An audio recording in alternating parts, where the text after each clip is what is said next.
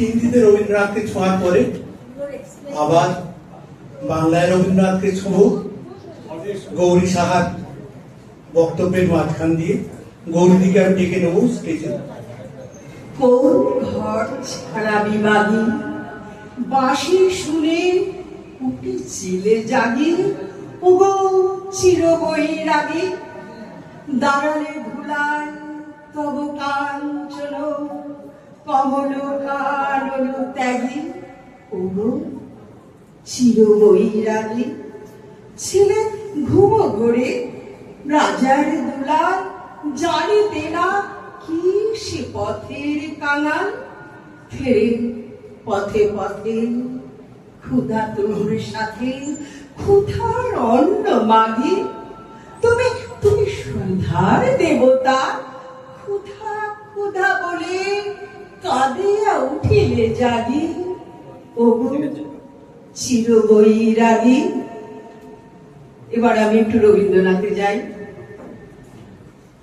বিশ্বকবি রবীন্দ্রনাথ এক অর্থে যিনি আমাদের প্রাণের ঠাকুর, মনের চিকিৎসক, বাঁচার উদ্দীপক, এগিয়ে চলার প্রদর্শক, এক কথায় friend, philosopher and guide. Friend এই অর্থেই জীবন মরণের সীমানা ছাড়াই বন্ধু হে আমার রয়েছ দাঁড়ায়, চির আধুনিক এমন উদার প্রেমিক, এমন বিতর্কিত সম্পদশালী, এমন অনুভব, এমন বর্ণনামুখর অক্ষরমালা দিয়ে রচিত বিত্তশালীকে আমরা কি সম্বোধন করি?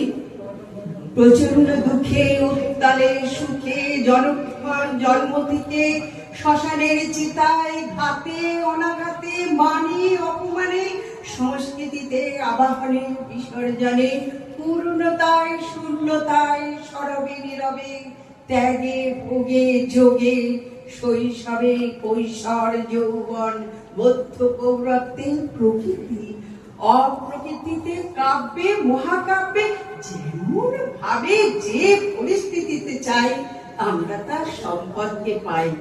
সমাজের সর্বস্তরের জন্যই তিনি আমাদের বন্ধু হতেই পারেন, ঝড়ের রাতেও তাকে আমরা বন্ধু বলে পাই। Art thou abroad on this stormy night, on the journey of love, my friend, the sky grows like one in its disappear. I have no sleep tonight. I've heard and again I open my door and look out on the darkness. My friend, I can see nothing before me. I wonder where lies thy path, by what dim shore of ink blank river, by what for age of the frowning forest. The bird meditate the bloom, art thou threading thy cards to come to me, my friend. আজি ঝড়ের রাতে পরাণ সখা বন্ধু হে আমার।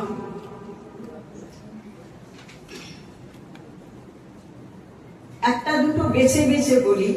যেমন রবীন্দ্রনাথ ভীষণ রসিকে ছিলেন। একদিন তার এক শিষ্য এসে বলছে, গুরুদেব পাক মানে কি? তখন রবীন্দ্রনাথ বললেন, তখনও কলকাতায় এত ঘিঞ্জি এত হয়নি, বসতি হয়নি। তখন রবীন্দ্রনাথ তার উত্তরে বললেন, পার্কের বাংলা হচ্ছে আরামবাগ। শিষ্য খুব অবাক হয়ে তাকিয়ে আছে, পার্কের বাংলা আরামবাগ? হ্যাঁ, পার্কে তো মানুষ আরাম করতেই যায়, আর বাগ মানে তো উদ্যান বা বাগান। তাহলে বলো আরামবাগ হলো না? রবীন্দ্রনাথই বলতেন, ভালোবাসা আবদ্ধ করেন, প্রেম ব্যক্ত করেন। আমরা শান্তিনিকেতনে শৈলজা রঞ্জনের নাম শুনেছি। তিনি কলকাতা বিশ্ববিদ্যালয় থেকে এমএসসিতে প্রথম শ্রেণীতে প্রথম হয়ে কলেজের অধ্যাপনার কাজ ছেড়ে শান্তিনিকেতনে রবীন্দ্রসঙ্গীতে আকৃষ্ট হয়ে সেখানে গানের শিক্ষক হয়ে যান। কবির অনুরোধে ভার বহনের দায়িত্ব গ্রহণ করেন। আদতে তিনি রসায়নের শিক্ষক ছিলেন। রবীন্দ্র গানের জন্য তিনি রসায়ন শাস্ত্র ছেড়ে দূরে সরে যেতে লাগলেন। রবি ঠাকুর বললেন, তোমাকে যদি কেউ জিজ্ঞেস করে তুমি কি পড়াও, তোমার নাম কি, তুমি উত্তরে বলো মিশিয়ে। মিশিয়ে মানে? কবি বললেন, কেন মিউজিক্যাল কেমিস্ট্রি অথবা কেমিক্যাল মিউজিক।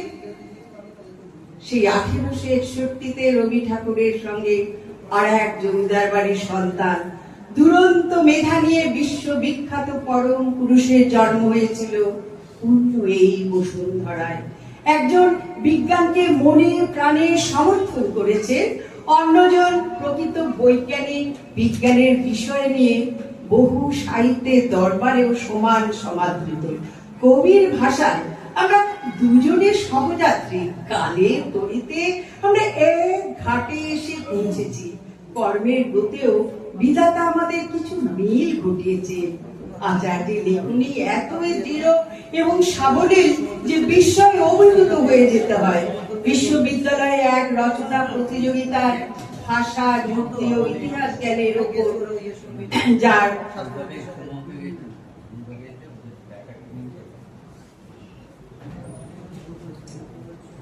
আদর্শ রচনার উপর যার সম্মান তিনি পেয়েছিলেন, তিনি স্কলারশিপ পান, গবেষণা করেন কপার ম্যাগনেসিয়াম সালফেটের উপর, নাইট্রাইট খোঁজার উপর। বিজ্ঞানী মহলে তিনি পরিচিত হলেন মাস্টার অফ নাইট্রাইট হিসেবে আচার্য প্রফুল্লচন্দ্র রায়। কবির ভাষায় বলা যায়, ওই মহামানব আসেন হেমর চিত্তপূর্ণ তীর্থে জাগর ধীরে, এই ভারতের মহামানবের সাগর তীরে, হেথায় দাঁড়ায় দুবাহু পাড়ায় নরদেবতার নমি নরদেবতারে, উদার ছন্দে পরমানন্দে বন্দন করি তারে। এমন অঙ্গীকারের পরেও তার ধন্দ যেন কাটতে চায় না। রবীন্দ্রনাথের বিচিত্র ধারা কীর্তিতে মুগ্ধ হয়েছেন স্বদেশের ও বিদেশের মানুষ, মুগ্ধ হয়েছেন তার রূপে। সুন্দর মুখ, সুন্দর লাগবে, সেটাই স্বাভাবিক। তাই যদি না লাগতো, বিধাতার উদ্দেশ্যই ব্যর্থ হতো। এ তো স্বয়ং কবিরই কথা। বাড়ির অনেকের চাইতে রবির রূপ একটু নিচুতেই ছিল, তাই তো কবির মা নারী সুলভ মানসিকতায় রূপটান মাখিয়ে পুত্রের রং সাফ করবার চেষ্টা করেছেন। কুস্তির আখড়ায় কবিকে কাদা মাটি মাখাতে সারদা দেবের ভীষণ অসন্তোষ ছিল। আর খুনসুটিতে কাদম্বরী দেবী, রবি সবচেয়ে কালো, দেখতে একেবারেই ভালো নয়, গোড়া যেন কিরকম, এই বলে দেবরটিকে রাগিয়ে দিতেন। ইন্দিরা দেবী চৌধুরীর কথায় বড় পিসিমা তাকে কালো বলতেন, কিন্তু তার ত্বকের বেশ একটি মসৃণ লালিত জেল্লা ছিল। অথচ পরবর্তীকালে যেখানেই গেছেন সেখানেই তার প্রশংসা হয়েছে রূপের ও গুণের। তিনি তাই গেয়েছিলেন, রূপে তোমায় ভুলাবো না।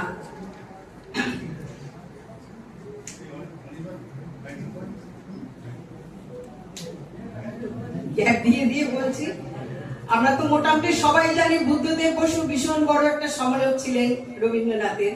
তিনি বলেছিলেন 1941 সালে, শান্তিনিকেতনে কবিকে দেখে এই রূপবান পুরুষের দিকে এমন স্তব্ধ হয়ে তাকিয়ে থাকতে হয় যেমন করে আমরা শিল্পীর গড়া কোনো মূর্তি দেখি। এত সুন্দর বুঝি আগে কখনো ছিলেন না। এর জন্য এই বয়সের ভার আর রোগ দুঃখ ভোগের দরকার ছিল। বয়স যত বেড়েছে কবি ততই সুন্দর হয়েছেন, তার উজ্জ্বলতায় চোখ যেন ধাঁধিয়ে যায়। গীতাঞ্জলির কাব্যপাঠের স্টার নোট কবির সৌন্দর্যের বিষয়ে রবার্ট ট্রেভেলিয়ারকে এক পত্রে লিখেছিলেন, রেশমের পাগড়ি পরিহিত কবি স্বয়ং সৌন্দর্যের এক অপূর্ব প্রতিমূর্তি। কম কথা বলা মানুষটিকে মনে হচ্ছিল মহাসদয় ও বুদ্ধিদীপ্ত। 1932 কলকাতা বিশ্ববিদ্যালয়ের vice chancellor sir Hasan Suhrawardy Bangla বিভাগে রামতনু রাহিলি অধ্যাপক পদ থেকে অবসর নিয়েছেন। এবার কে অধ্যাপক পদে? কমিটি বসলো। শ্যামাপ্রসাদ, প্রমথনাথ, দীনেশচন্দ্র, হীরেন্দ্রনাথ দত্তের মতো ব্যক্তিত্ব উপস্থিত। সিদ্ধান্ত হলো, the committee feels that is the interest of the university and the promotion of the study of Bengali language and literature. It would be eminently desirable to associate Dr. R.N. Tagore with the university as professor and special terms. Rabindranath সে আমন্ত্রণ গ্রহণ করেছিলেন।